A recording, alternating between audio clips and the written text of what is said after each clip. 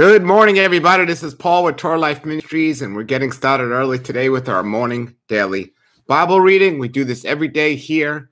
Let's open up in prayer. We're up to 1 Chronicles 19.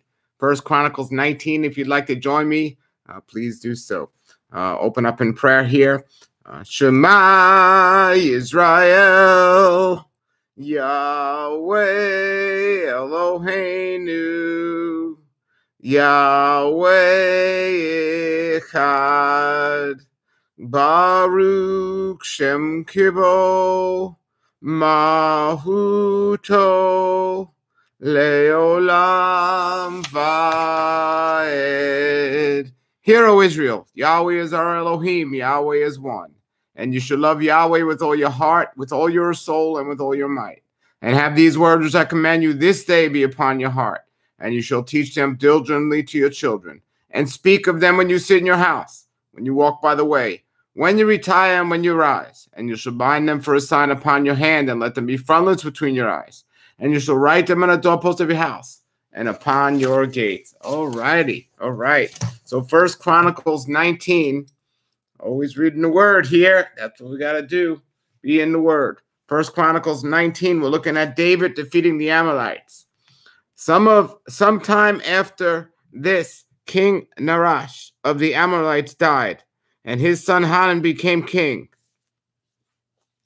And it says here in the note, the land of Ammon bordered Israel to the east. The nation had a sordid beginning. Its following ancestor, Ben-Anami, was conceived through incest between Lot and his daughter, as we saw in Genesis 19, verses 30 to 38.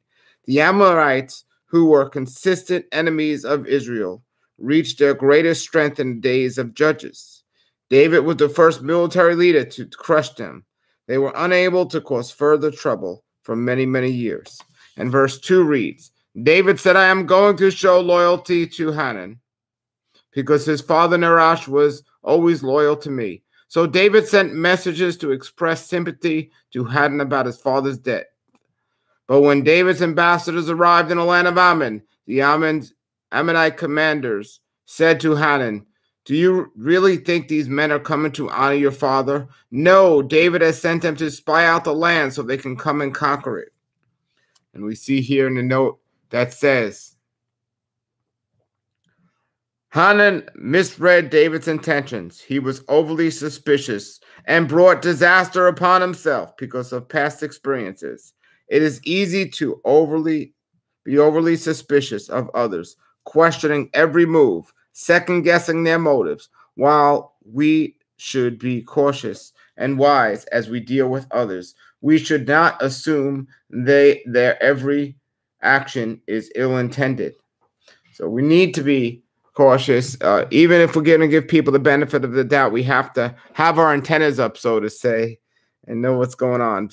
But this is a great story of history, and you can learn a lot of lessons. Verse 4, so Hanun seized David's ambassadors, shaved them, cut off their robes at the buttocks, and sent them back to David in shame. Wow. Wow. And something I always teach, shame and nakedness in the scriptures went hand in hand. And today, shame and pride go hand in hand. Pride and nakedness go hand in hand. And it's a sad thing that pride and nakedness go hand in hand when the scripture was the other way around. And also the beard was a treasure of a man, and here they shaved that. So this really infuriated David. It says, when David heard what had happened to the men, he sent messages to tell them, stay in Jericho until your beards grow out and then come back. For they felt deep shame because of their appearance.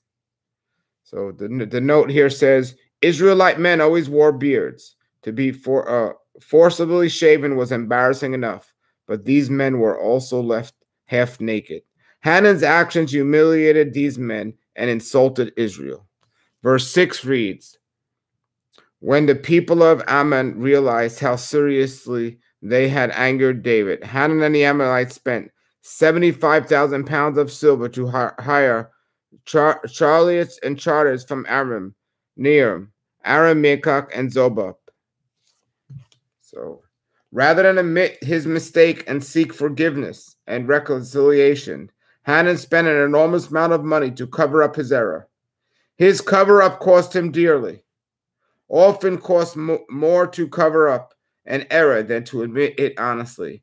Rather than compound an error through defensiveness, seek forgiveness and reconciliation. As soon as you realize your mistake, you will save yourself and others a lot of pain and trouble. So that's very important. So verse 7. Well, let me give you an example. It says in verse 6 in the One New Man Bible of how much they actually spent. A talent weighs 75 pounds. So this is 3.5 to 3 3/4 tons. That's how much, how many pounds of silver they had. It's a tremendous amount. We continue reading. Verse 7. They also hired 32,000 chariots and secured the support of the king Mecca and his army. These forces camped at Medidaba, where they were joined by Ammonite troops that Hanun had recruited from his own towns. When David heard about this, he sent Joab and all his warriors to fight them. The Ammonite troops came out and drew their battle lines and at the entrance of the city, while the other kings positioned themselves to fight in the open fields. When Joab saw he could have to fight on both front and rear, he chose some of Israel's elite troops and placed them under his personal command to fight the Arameans in the fields. He left the rest of the army under the command of his brother Abishai, who was to attack the Ammonites. If the Arameans are too strong for me to then come over and help me, Joab told his brother. And if the Ammonites are too strong for you, I will help you. Be courageous. Let us fight bravely for our people and the cities of our God. May Yahweh's will be done. What a great pep speech here to get the people ready. When Joab and his troops attacked, the Arameans began to run away. And when the Arameans saw the Arameans run, they ran from Abasi and retreated into the city. Then Joab returned to Jerusalem. The Arameans now realized they were no match for Israel. So they sent messages and summoned additional Aramean troops from the other side of the Euphrates River. These troops were under the command of Sebak, the commander of Hezekiah's forces. When David heard what happened, he mobilized all Israel, crossed the Jordan River, and positioned his troops in battle formation. Then David engaged the Arameans in battle, and they fought against them. But again, the Arameans fled from the Israelites. This time, David's forces killed 7,000 charioteers and 40,000 foot soldiers, included Shobach, the commander of the army. When Hadassah's allies saw that they had been defeated by Israel, they surrendered to David and became his subjects. After that, the Arameans were no longer willing to help the Ammonites. That is just one of David's many victories in battle, and there's so many. And next in chapter 20, we're going to see David capturing Reba. We'll see that in chapter 20.